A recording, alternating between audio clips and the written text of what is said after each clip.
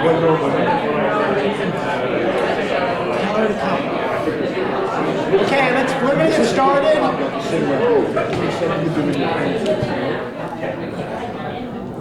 Does this work? Does that help? Does that help? Does that work? No, it doesn't work. All right. We'll project. Hey. Oh my goodness. What? Do you have a place you want us? Yeah, you know. Okay. Yeah. In the two empty seats. Yes, in the two empty seat. The microphone does not work. It's not for the rooms. Oh, gotcha. But, it's interesting. Okay, we'll project, and we'll keep this very short so that we can go back to schmoozing. As we were doing so nicely, there's some wine. It hasn't been brought out yet, but there definitely is. So thank you all for coming, and I'm incredibly honored and pleased to be welcoming this distinguished panel. There are many people in the audience who know much more about lingua franca than I do, but I'm going to give it a shot and at introducing it, and then we'll have a little conversation, and we'll take some questions, and then we'll drink our wine. So lingua franca, and correct me if I'm wrong, founded in 1990 as the Review of Academic Life, an attempt to write about academia in a way that it had not been written about before, taking the personalities of academia as something worthy of attention, not just the ideas. In a way, a kind of reversal of the standard magazine format where you write about people and then occasionally academics come in and comment on the people. Lingua Franca was a magazine that thought that academics were also people, and hypothesis. untested, yes, and could be written about in interesting ways. And the fact that they were people did not necessarily mean they were good people. In fact, some of them were bad people, very bad people. The magazine began with a kind of it retained its focus on academia, but I think pretty quickly discovered that through academia you could actually describe much of the world. So I'm very happy to have an opportunity to just talk about it with you guys. Today we have with us, right to left, Alex Starr, the final editor of Lingua Franca, who went on to become the founding editor of Boston Globe Ideas section, bringing a kind of lingua franca-ish attitude to the Boston Globe, my hometown newspaper, and the editor of the Lingua Franca anthology, Quick Studies, which I have right here, and now an editor after years at the Times Magazine at FSG. Judith Shulevitz, what? Oh, sorry. I'm just going down the road. Register who and where. Yeah, oh, okay. Judith Shulevitz, editor of Lingua Franca from? 91 to 95. Great, okay, good run. Those were good years. Yes. Then the inaugural editor of Slate, culture editor of Slate. Inaugural culture. Culture editor, right. And the author of The Sabbath World, as well as a frequent contributor to numerous publications, including The Times. Jeffrey Katay, the publisher of Lingua Franca. Before that, you were a professor of French at Yale. Right. And more recently, the founder of the New Food Economy. Right. newfoodeconomy.com. Yes, check it out. A digital newsroom devoted to the economics and the ideas and the discourse, if I may, around food. Okay. And then Margaret Talbot, editor of Lingua Franca from In same those years? early 90s, yeah. Okay. We worked together, so, yeah. Okay, the classical age of Lingua Franca. Went on to become a writer at the Times Magazine, now staff writer at The New Yorker, author of many wonderful articles, as well as a book, The Entertainer, about Hollywood and your father. Okay. So, I'll start with Jeffrey. What gave you the idea to start this somewhat unlikely magazine? So, maybe a few minutes here. Coming out of teaching at Yale, I really intended to turn my back on academia. I did some other things in the 80s, but I also found that it had kind of hardwired part of it in my brain, and I was so I was looking for a way to sort of participate without going back and teaching. And I really felt that I used to go to Modern Language Association meeting or American Philosophical Association meetings. My wife, who's here, is also a philosopher. I really wanted to participate in, you go to the lectures and you go to the seminars, and it's very dry and very much like a monologue without any response. It gives a pretty desiccated view of academia, kind of despair about it. But then at the Hyatt or the Regency or whatever, the Marriott, when the bar opens around 6 or 7, you go down saying, you know, why am I in this world? And the bar is popping. You know, everybody's talking, belly laughs. Everybody wants to get in on other conversations. You say, oh, so this is really good. And the conversations are about institutional questions, intellectual questions, and so you have this desiccated academic discourse, and you've got this incredibly red-blooded conversation around both intellectual issues and streetwise issues. So that's what I really missed. And I said to myself, can anyone bottle this? So you went to look at the Chronicle of Higher Education, many of you may know, which is, I think, probably the most valuable trade magazine in the country. And they talked very little about faculty. They talked a little more about faculty post Lingua Franca. And I would try to find out what's going on there, and they just wouldn't do it. They were extremely dry. And when they would do a faculty article about some controversy, I read 3 or 4 paragraphs and said, do I want to read more? And they mentioned something about it that seems interesting, a little mysterious, a little murky. I said, oh, I'm going to read the rest of this article. And then the next paragraph, it changes the subject. It's like I absolutely had the image of a wrinkle in the article that an editor then looked at and said, oh, we can't have that. Pick up the iron and just ironed it away, so it would never go to what's open-ended and provocative. So that didn't work. As a result, on the other hand, the New York Times Magazine, and occasionally the New Yorker back in the 80s, would occasionally have a really good article about an academic scandal, right? Of some kind or other. And it would go into the departmental politics and it would go into all this stuff. Very rare. James Atlas used to write about it. I think he's still writing this or something recently. And when that would come out, all of academia would read it. It would be the equivalent of being viral. Because it really delved into the texture of this kind of life, so it couldn't be done. And so I wanted to bottle that gossip and that intellectual spark that academics actually have. They just don't have it in papers or often not in the classroom. And the third interesting thing that happened is the publication called The American Lawyer began around 1980. And around 83 and 84, it started really catching fire. American Lawyer was the first magazine created by Stephen Brill to talk about the legal profession as a careerist enterprise with shameless self-promoters and how you become a partner, who's a big rainmaker for which firm, and all this stuff. And the law profession was just outraged for a few years about this because the law takes itself so seriously and all legal communications are quite a distance. So I saw a few copies of that and I said, well, and it's been very successful. I think it's less groundbreaking now.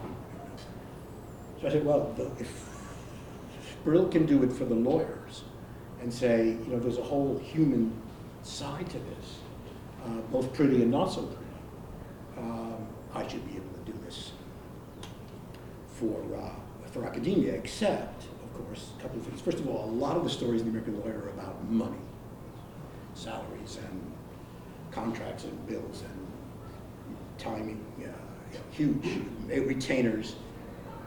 Money's an interesting, people like to read about money, I think. it's almost off the table in academia. That's just not the currency. So that was a concern. And also money circulates among law firms, so they got ads, a lot of ads for software for legal services and headhunters, my God, you know, the whole. So that was also kind of not really on the table for me. But I thought I could do it anyway. Yeah, I think it was tough because of the lack of commerce in academia and buyers. So that's about it. So then but I thought I could give it a try, given the examples of how it could be done, but rarely. That's the story. Great. And so, Judith and Margaret, were you the first editors or not quite? Okay, but you were pretty close to the beginning. Well, Margaret knew the first editor. I arrived, I think, like a day or a week after he had walked out. So I'm not Peter edited, sure very nice I guy. ever met Peter. It was like a 30s movie. It was like, you know, the star had left and the, you know, You were going on understudies had to go Yeah, on. You were going Margaret on was leave. working for Peter. Right. Right. And- I was hired. She was going on leave. The editor had just walked out. I just thought, oh my God, what have I just gotten myself into? But Jeffrey was able to convince you to stay. That's true. And Yeah. I can't remember what you were going on leave to do. I Go back think- to school? I think finish my dissertation. Yeah, you were going to Yeah, go forget that. Which I must say Forget that. remains unfinished. So, Just for time. Yeah. How did you, so Margaret, how did you get roped into this job in the first place?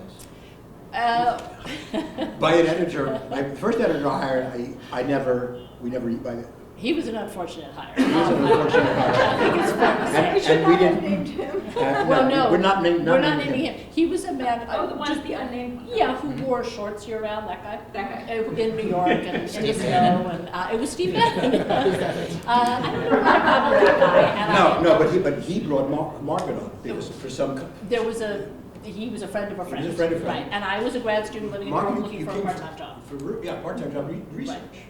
Research, just a little Yeah. job. I was meant to be writing my dissertation. Yeah. I was looking Here? at Harvard, but I was living here because my husband was working for AP and lived here, so he was then not my husband. But anyway, I had moved here, and the idea was to write my dissertation, have a little part-time job on the side.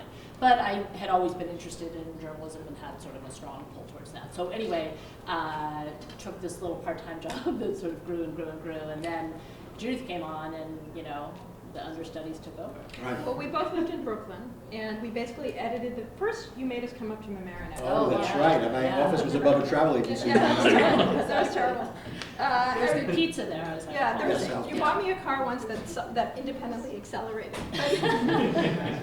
so we could drive up to That's Mamaroneck. right. Yeah. But then we started basically editing this magazine out of our living room, and then we had a designer who was also in Brooklyn, and so it was this was in the early 90s, an entirely Brooklyn-produced That's true. publication. We were ahead of our Except time. for when we would come up to But Mamaroneck. then eventually we had an office in Soho. Yes. In the Garment District. Right, right. Yes. And it was sort of a corner of an architect's office. Yes.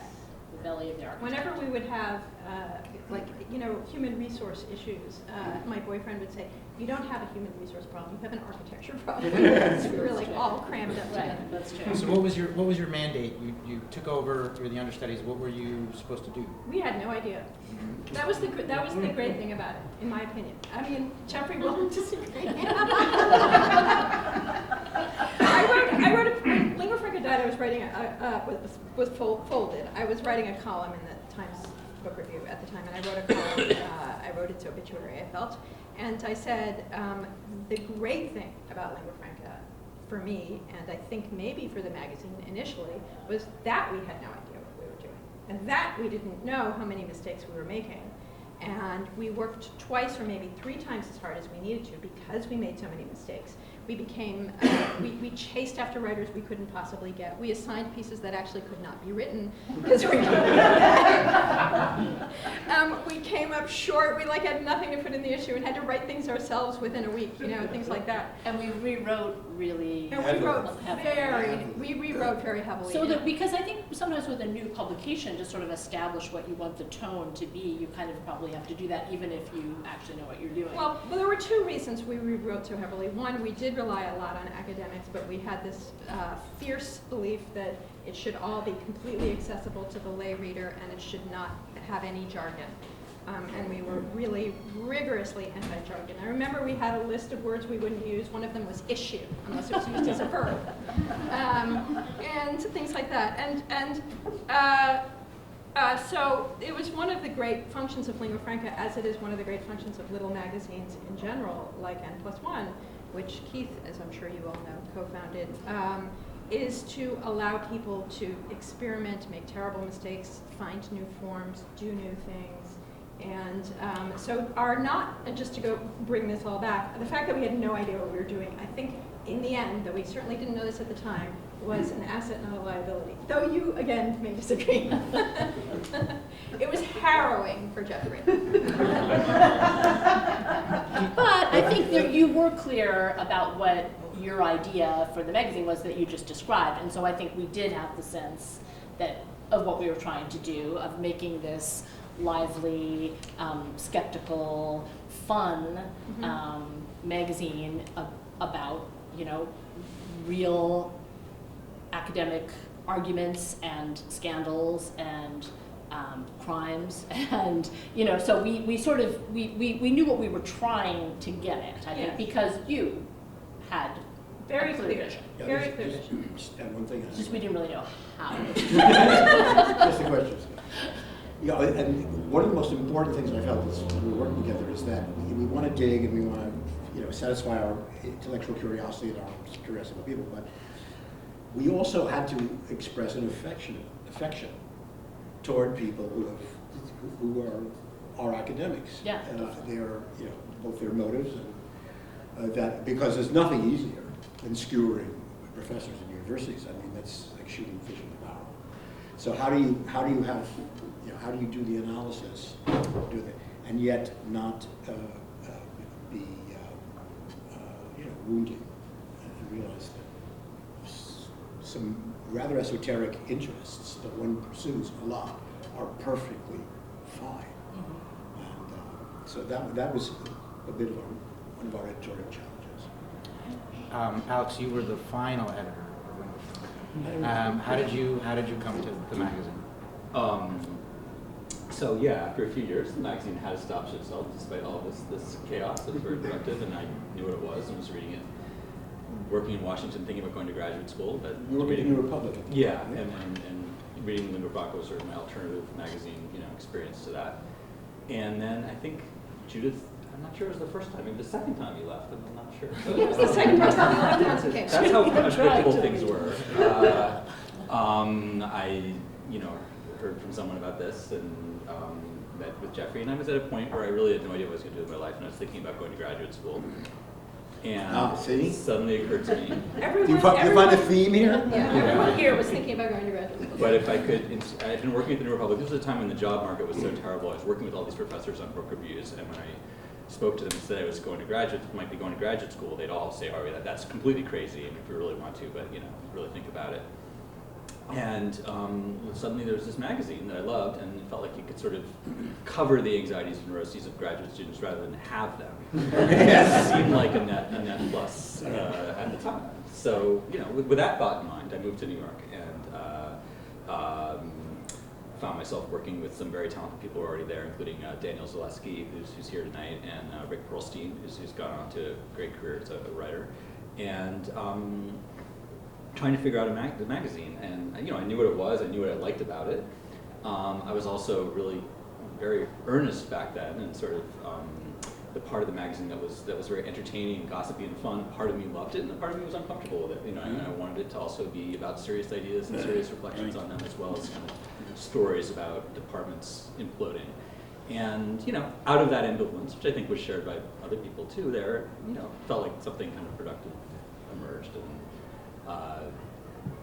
I could say one narrative would be the magazine was, really creative and explosive in the early years, and then later on became kind of routinized and professionalized and bureaucratized. Oh, that's It went from the unfair. age of That's charisma to the age of institutions, but it never felt like that. Throw that Crazy. story out the window. Yeah. Definitely. The jury will ignore that. No, it got much better. It got much more professional and much. And you had some real And amazing substantive. coups, right? I mean, Yeah.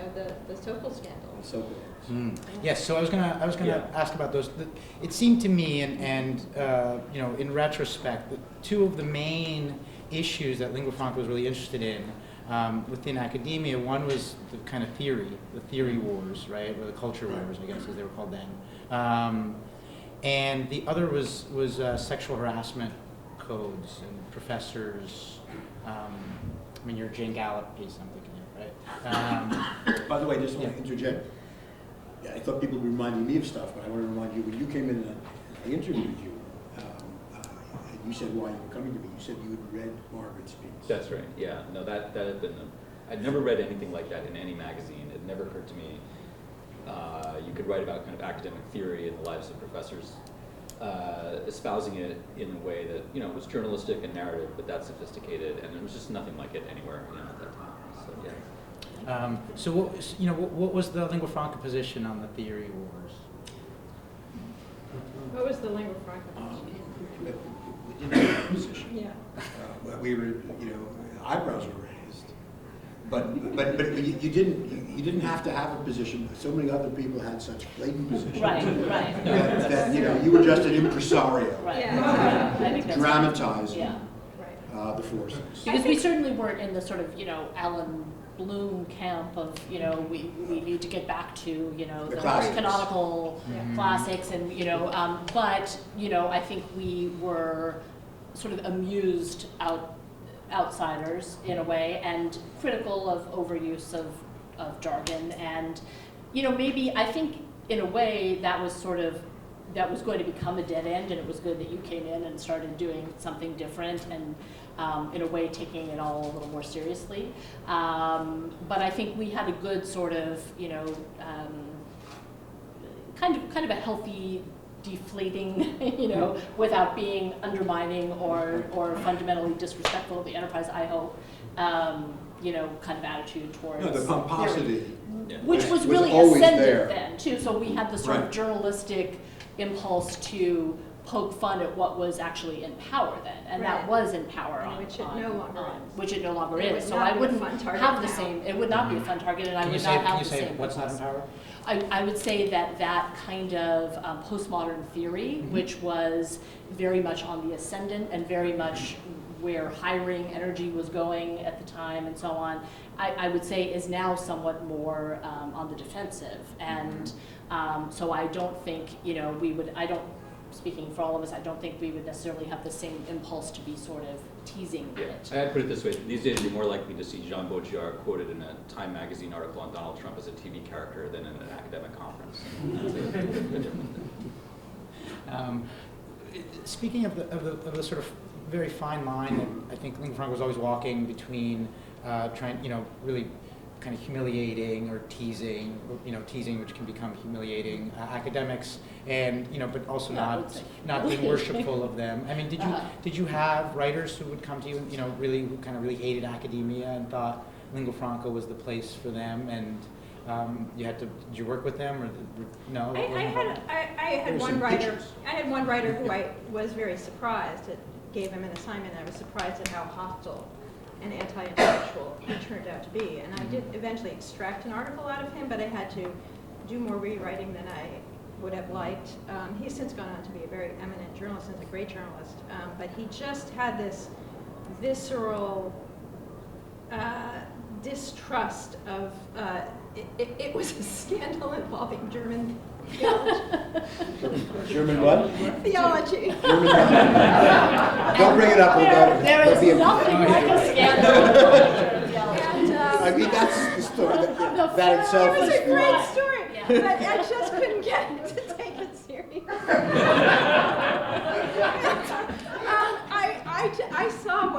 mean, I think that we were always, even in our sillier moments, we always saw what was intellectually interesting. Yeah. And we were intellectually engaged, and we wanted to draw the ideas out. And I don't think Lingua Franca would have been any good if we just were trashing people the way, say, Breitbart does today. I mean, I was a theory head. I did deconstruction. I was a teenage deconstructionist. I love this stuff. And I became a journalist in part to sort of overcome the writing handicap that writing the kind of papers I'd been writing gave me. And I started to recognize that jargon is actually, as jargon is in any field, a way not to think. Kills thinking, and good writing brings out real thinking.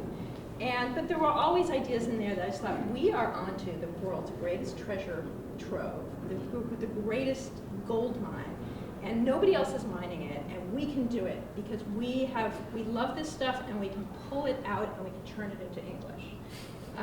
And so, when I would come across a writer who just truly hated what he was writing about, that was bad, and I wouldn't use that writer again. Tricky is how to be really critical and even and not be anti-intellectual. Right, So, right. Is there even a place? I mean, can that be what are the coordinates for that? And that's what I wanted, and we didn't always do it. But when we did it, it really worked. Just like those early articles by James Atlas or the New Yorker articles that did so.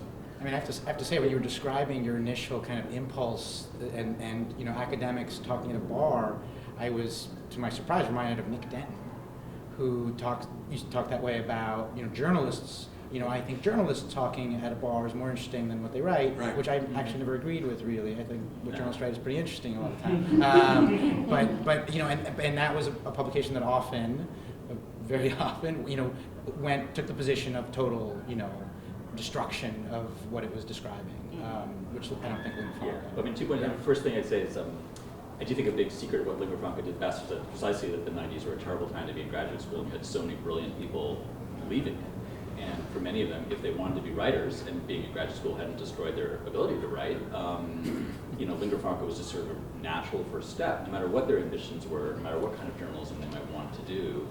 Since you're coming from the university and you know something about it, why not pitch a story to a magazine about a university? It was just sort of logical for so many people. And so we almost had our first pick of an entire generation That's right. It's really true. of talented people coming to us with ideas. And many of these people, characteristically, as people leaving graduate school, did have an intimate, close, often affectionate, and deep understanding of what they were writing about, but also some detachment and distance and, maybe some anger too, and all those sort of emotions, collided in the pieces and the writing and editing. The word I use is ambivalence. I was very ambivalent with respect to academia. I really loved parts of it. It turns out a lot of people are ambivalent about academia because they say, gee, I can only go back to college. So an ambivalence is a terrific thing to write about. I mean, any subject where people are ambivalent and there's reason to be ambivalent, you've got it right there. You've got it all the confidence. And did most of the stories come from writers who were like, I know about this thing that happened at the university? Or were you guys reading the local papers of, in Ohio, or were you reading the Chronicle? Where were the ideas coming from, the stories? We made it our edit meetings were where we put together most of the ideas. We assigned most of the ideas. I did have an idea once that we should start subscribing to all the student newspapers and reading. Yeah. That was a really bad idea. I didn't follow through on that for very long. I mean, we did try, and I don't know if Dan and Alex, you guys did this, but we did try and go to, yeah, we went to all the conferences. the conferences, the AHA and the Anthropological Association and the MLA, and you did, and so we would try and pick up hot tips, and we did. You went to the panel? You actually dutifully went to the Yeah, panels? we'd go to the Okay. panels. And then we'd circulate, and go to the bar. But Well, you would find out who was hot, and Right, then and go you wouldn't hear go that because talk. you were actually interested in a subject necessarily. Sometimes you did, but it wouldn't always turn into a story. Right. But you would find out who was exciting, not hot just because you were going to profile them. I actually didn't love the profile genre. we did a bunch of profiles, but I love the stories like Margaret's, which I think was the greatest story that was published in my time at Lingua Franca, which was a story that sort of brought these conflicting, it was a story about a gender theory, a lesbian, a queer gender theory professor being accused of sexual harassment by one of her students, and it brought her theory to bear on her situation, and it sort of showed the real life implications of her own theoretical work and how they turned on her, and it was the story. It's about pedagogy. And it was about the eros of pedagogy, and it was a story. It wasn't just here's this hot professor. It was a story, and that's what I personally was always looking for. And then we did have some good murder stories over the years. Like one of the best ones was early on was this story about this Romanian professor. There it is. There it is. Julianu. Yeah, right. Who was a professor at the University of Chicago, who was an expert on sort of magic and kind of the history of magical thinking and sorcery, and was a student of or protege of what's his name? Eliot. Right. And he was shot execution style in the bathroom at the University of Chicago, in the philosophy department. And it turned out, probably most likely, although it remains unsolved, that he was killed by Romanian secret police. This was, he was a critic of the sort of security state in Romania after Ceausescu, and but again, it was sort of the writer had this idea of sort of telling the story of this murder, kind of through the story of how he saw magic also, and his kind of relationship to anthropological thinking about belief, and somehow tied this all together, and it was a great story, I thought. Yeah. I don't know, sorry, why I brought that up, particularly, except we were talking about great stories. Well, now I'm going to tell my Judith Butler story. Okay, sure. It's always good to tell a Judith Butler story when you can. So, I mean, like, sometimes things would happen that would really stun us. In terms of our we thought we were fond, loving, gently teasing on occasion, and also writing about the sociology of academia. Right? That's what we were doing. We were turning the sociology of academia into journalism, among several other things. And so there was, it was when Larissa McFarquhar, a colleague of Daniel and Emily and Margaret at the New Yorker, had just come on board, and she'd heard about this phenomenon of academic fanzines, which was new at the time. There weren't that many. And so there was one about Judith Butler, the great gender theorist and philosopher, and it was called Judy! Exclamation point. That was the name of the magazine. That was the name of the magazine, the fanzine. And it was written by this graduate student whom Larissa had some distant connection, social connection to.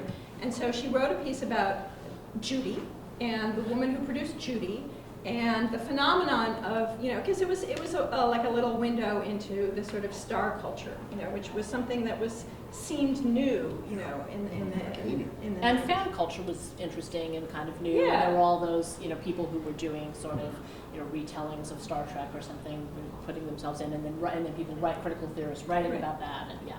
And Larissa was a marvelously funny writer who still can do this, just write things very straight, just quote people at great length, and they sound, insane. But Or altruistic. Or what? Or altruistic. Yes. Right. Or in this great book about exactly. that. They still sound a little insane. But that's neither here nor there. And I thought it was one of the sort of funniest, most wonderful pieces. It was just a short piece in the It front. was just a short piece. It was just Right. like maybe 1,000, 1,500 words. Might have been Less 2,000. than that. No, it was a long front of the book piece. It was less than that. Okay, fine. Anyway, Judith Butler went ballistic. Yeah. Threatened to sue. I believe called you. Did Masha told me that she was at, you were I at was Johns like in high Hopkins. school. It was weird to get a phone call from You your were, father. okay, you didn't get a card. She was like, well, is your brother there? Let me talk to him. You were at the Humanities Center, were you not? Were you ever at the Humanities Center? Oh, that was not you then, okay. Then it must have been some friend of Masha's who was at your sister's who was at the Humanities Center. and Judith Butler was at the Humanities Center at the time, and said, you know, Masha better stop writing for Lingua Franca because it's going to hurt her career. And she went around calling people, telling them that we were an evil, gossipy rag, and she actually tried to plant a story in the Chronicle of Higher Ed. And I immediately got a call from my friend, the editor at the Chronicle of Higher Ed. Did you know I just took this call from Judith Butler, and she is really out to get you guys. And I was like, oh, He was hopping mad. and I had no idea what we'd done. But it turned out, I mean, she felt offended that she said, first of all, this woman was a stalker, which it hadn't actually occurred to me. And second of all, she felt it was disrespectful of her as a woman to have, she was Judith, she wasn't Judy, and it was disrespectful to have a magazine called Judy when her name was Judith. But it was stuff like that that was like, we would have no idea what would pop and get people mad. Yeah, when I got to the magazine, it was shortly after all this, and I had no great need for, you know, Judith Butler's love, but I remember being somewhat terrorized because there was a period where we would call people up, and if they were friends of hers, they would just hang up on us. Talk to Lingua Franca, and this was happening all the time. But one thing I find very interesting about this is in those days, you know, Lingua Franca, you know, whatever we anticipated these consequences or we didn't, but you know, it was definitely seen as pushing the envelope and, you know, changing the norms and opening things up a lot in the academic world that seems stuffy.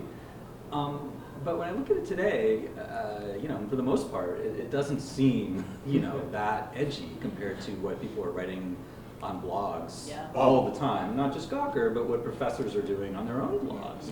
So the very kind of professors who, you know, were somewhat uncomfortable with the informality of Lingua Franca's discourse 20, 25 years ago, now seem to me are far more informal all the time, far more catty, far more likely to engage in kind of personal and professional feuds and mix them up through, you know, the web than Lingua Franca really ever was.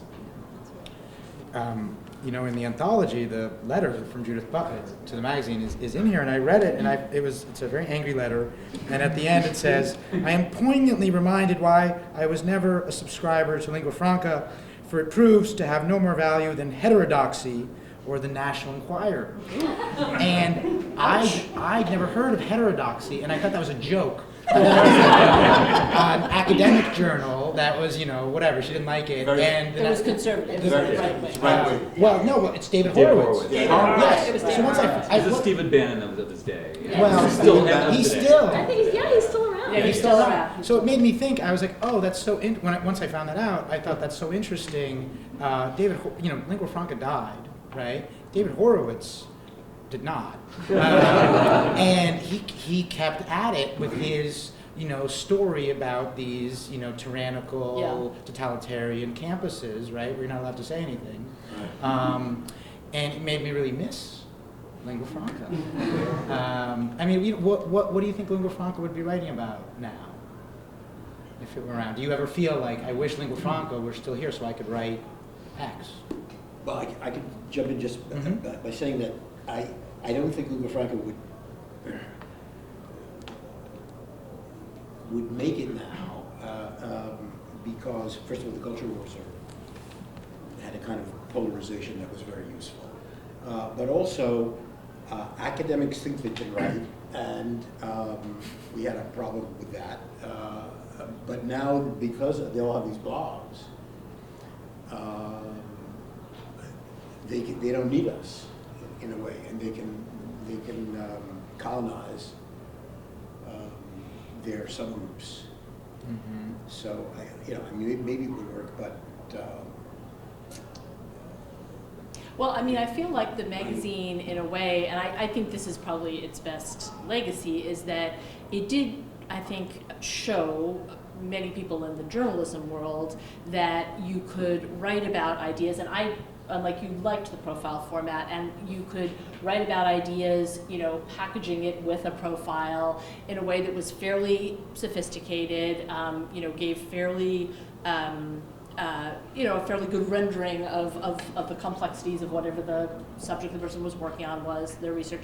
But, it was also a readable, kind of accessible thing. And I think that, many writers who worked at Lingua Franca did go out and kind of seed, the world of journalism, including, to credit them again because they're here and they're wonderful, Emily Nussbaum, the wonderful Pulitzer Prize-winning TV critic from the New Yorker, and Daniel Zalewski, the wonderful, not yet Pulitzer Prize-winning editor from the New Yorker, and Larissa McFarquhar, and Rick Perlstein, and other folks who are here, Bill McGowan,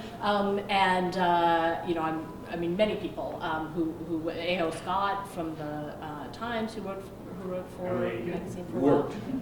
Right, exactly. Emily Aiken. Is Emily here? Yes. Okay, got to see her afterwards. M.G. Lord, many.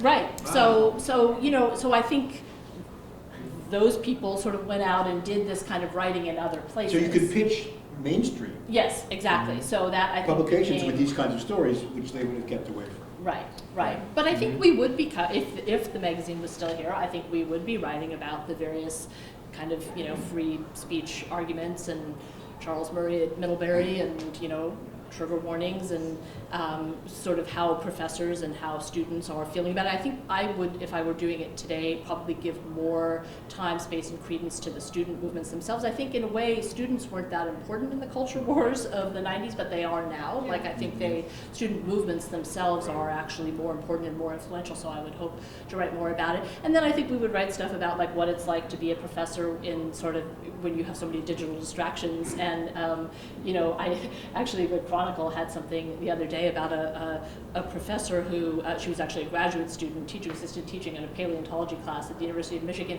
and she went around and looked at what all of her students were looking at on their laptops or their phones while she was lecturing, and they were like, things like shopping and Facebook and whatever, online shopping, but also weird things like pictures of bread and Muppets, as Trump as a Muppet and things like that. And then she put them, she made like a PowerPoint presentation and showed it to the students. But anyway, those kinds of challenges of sort of, teaching in an era of digital distraction, and I think we, Oh yeah, that's huge. and I think maybe we would do more on sort of the economics of universities too, Right, labor, and The price income and inequality and tuition, and even though those, we were mainly writing from the professor's point of view or about what professors were doing, but I think obviously that affects them and it affects society. The culture wars in retrospect sometimes look like a luxury when the Yeah. humanities had a fairly stable place in the university, and you could argue about what they were going to be. Right. But When the now, humanities are shrinking at the pace at which they're shrinking, then suddenly people who used to be antagonists realize they have a common stake in an enterprise of keeping this going at all, and that's just a different. my husband just got back from Stanford and told me that it's now reached the point where 50% of its majors are computer science.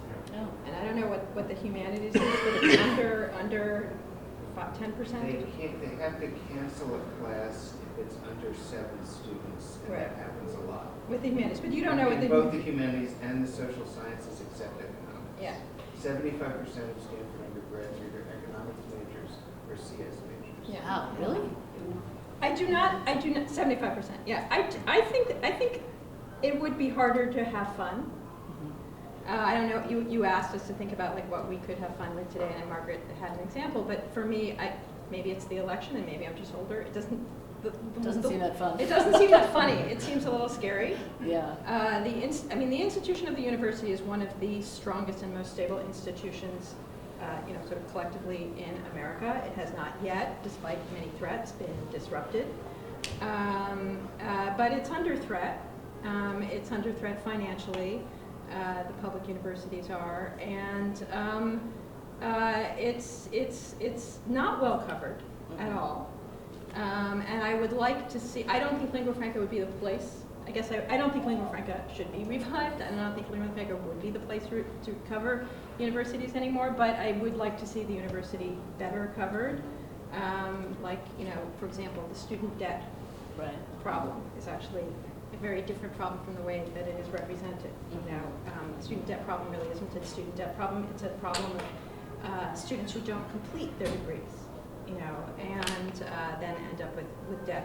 It's a problem involving for-profit colleges. But in fact, your average undergraduate graduates with only like $28,000 worth of debt, you know, which is like the price of a car, and goes on to pay that off. So it gets the stories are not well pulled apart. The economics of universities are not well reported on, and the wrong solutions are imposed for that reason. I think some J school students might Yeah. disagree with your math. Well, no, that's different. Well, that's graduate. That's Oh, okay. graduate. That's graduate. I mean, I do think, you know, you have to pull out for-profit colleges and you have to pull out graduate education, which, you know, some graduate education is a brilliant investment and some graduate education is less of an investment and we're not gonna go further more down of a that. Yeah. vocation. Yeah. You know. Well put, well put. Are there questions from the audience, which is so knowledgeable and distinguished? Or Sorry? comments. Yeah, Comments? from Dan, Memories? you spent Well, an enormous just amount a of couple time. of the points that you were talking about. I think that one thing that you could talk about now would be the kind of overweening arrogance of the sort of cognitive science and science realms in relation to these other disciplines. Yes. And so, I mean, in the same way that Silicon Valley arrogance is like a great satirical topic for a lot of journalistic magazines now, there's the similar way where it's like, why don't we look at Jane Eyre through a strictly big data perspective? And I think that you can now look at with the same sense of being the powerless looking at the powerful. And I think that these things shift around, but I think that that's a target I kind of see. That is a ripe target. Yeah. That's good. Yeah. And one thing I just think is, yeah, exactly. One thing I think is really important about magazines like this that I just always is that what Judith was talking about, when young journalists get a chance to do something really ambitious and not be entirely trying to figure it out, I find that to be the absolute greatest gift that I was given as a journalist. Yeah. The fact that I was editing 9,000 word pieces at the age of 25 and didn't know how to do it, but had to fight my way to do it. I am so grateful for that, and the fact that there was a journalistic economy in which, not just this magazine, but there were other tributaries that then created, that led to these great Niles that are the magazines that are still standing. But I think it's a real, when we say, we wouldn't want a Lingua Franca today because there are these other forms, I'm sympathized with that, and at the same time, I think it's really important to create these slightly grandiose, woolly publications in which things are fitfully brilliant, because that's actually where you then lead to more, sort of mature and brilliant journalism. So I just wanted to make that. Celebrate the Yeah. little Very well magazines. said. They are necessary. Yes. No one mentioned job tracks, which Oh my God. really important, especially from a J school perspective, so how you built something. It was an important carrot in the magazine early on. And I don't know what it would be today, or if we need it today, or if it's already out there. But Job Tracks was a big job, and This is a list of who got very tenure. useful. These are each track who got hired where by what graduate school they went to. So Who did that? I did that. It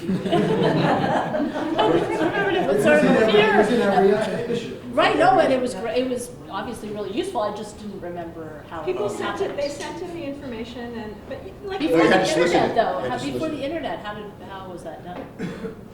We didn't have the internet. It was email. Yeah. No, I mean, I started by doing But it it by was- mail.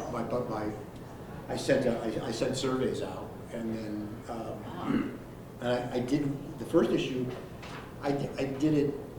We put out a direct mail announcement of the magazine before it started, so we had to create a design for the magazine, which is not the design that we mocked up a magazine, and in that direct mail were real names that I got.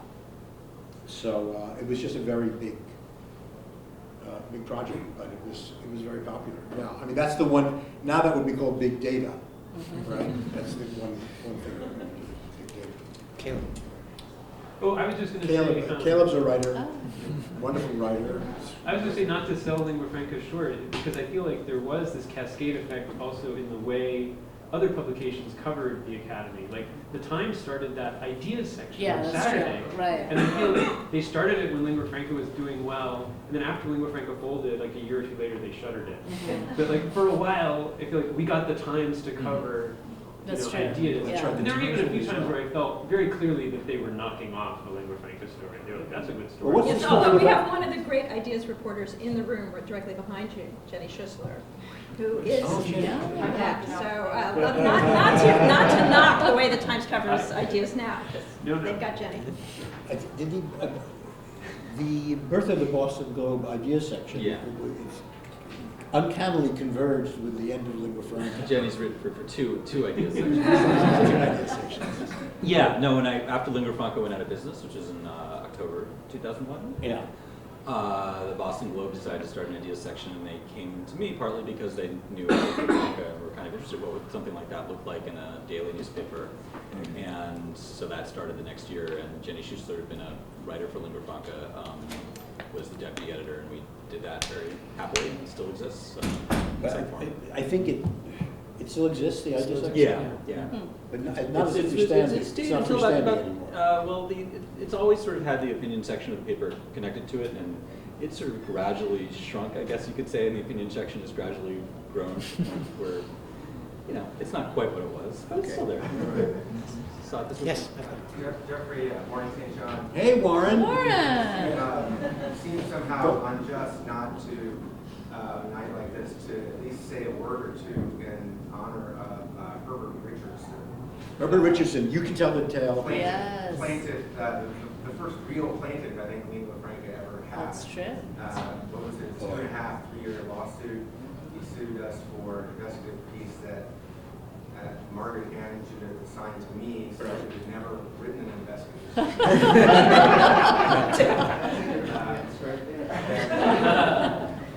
He had this amazing scam going where he was taking academics who couldn't get their work published, charging them money to provide him with camera-ready galleys, which he would then print and sell to libraries at like $500 a volume. So he's taking money both directions while on supposedly on medical leave from the University of Toronto, where he claimed he had a heart problem and he was at Duke. He was really getting his heart fixed, but he was really just running this scam. It was called the Mellon Press. Right? Edwin Mellon Press. Edwin Mellon Press. We came across all these. With an E. Edwin Mellon Press. M-E-L-L-E-N. And we found that this is a pure vanity press that the librarians did not know about. And, academic libraries have to buy at least one copy of these things. So he charges an enormous amount. He gets the people to pay him. And no one knew, in the general thing, that if you saw a book, Edwin Mellon Press in a CV, it didn't mean that it was published at all. He said, And he sued Lingua Franca, and the lawsuit went on, I don't know, Yeah. 2 years plus. sued I us. remember flying on a plane with Jeffrey buttload of needed codes, and the beauty of Richardson was he was such an egomaniac that he couldn't bear the notion that he wasn't a public figure, so he conceded that.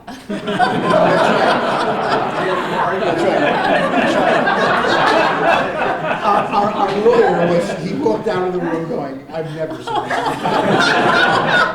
His ego said, yeah, I'm a We public had so figure. much fun with the lawsuit that when it was finally dismissed, there's this sad period where we couldn't talk about the greatest absurd thing. Herbert Richardson and his lawyer. That's right. That's right. He still runs ads in TLX. Does he? I think so, yeah. Wow. Yeah, so England maybe. And Can't keep a good came man up down. recently in a weird, I can't remember it now, so I won't say it because I'll get sued. But his name came up recently in some strange international No art kidding. case. Oh, really? Check it out. Oh. You can see what a great story that is for us, because it's about money grubbing and greed, but, and it's about young academics who will do anything to gain legitimacy. But it's also about established academics who have to estimate and value works on resumes where you can't read it. You can't read these works. So it's perfect for us. And he was It's just a all. great character because he was such an ego. Oh. A belated thank you for picking up my legal costs. It's about time. If you had to assign a piece today on contemporary premier academic charlatan, who might that be? Steady, says the lawyer. I mean, you know, who's a target? Who's somebody you say, geez, I wish Lingua Franca was there. Oh. We have a really good time with this one. I don't know if I can remember, but there's certainly times, if I can, at least once every 3 or 4 months, and if it's been in academia for 35 years, we say, oh, it's such a Lingua Franca story. Shit. But I can't remember. Yeah, be evasive on that one. I mean, we can extend it to people who are recently dead. Or public figures. You know what I mean? No, is there anybody you just say, wow, we got it, you know, this would be great. This guy's a field day. I have to think about it. Yeah, I have to think about it, sorry. I haven't been putting academia under a microscope lately. Yeah. We want to talk That's a good about question. food. Let's talk. I mean, certainly the Laura Kipnis pieces in Chronicle of Higher Education, those would be fantastic. sure, different yeah. pieces. Yeah. About her saga with Right, the Title right, IX stuff. Yeah. Right. We also, I also bought in the interim Arts and Letters Daily, Right. which was very young and was really a pioneer of its time. Dennis Dutton made his soul rest in peace.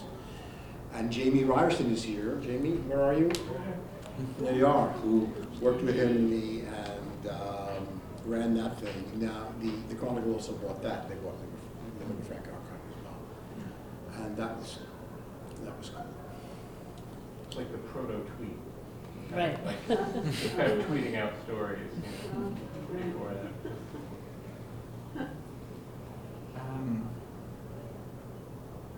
More questions? Should we drink some wine? Well, Tom Jeffrey has said, basically, you know, that's where the action is. So Okay, all right, yes.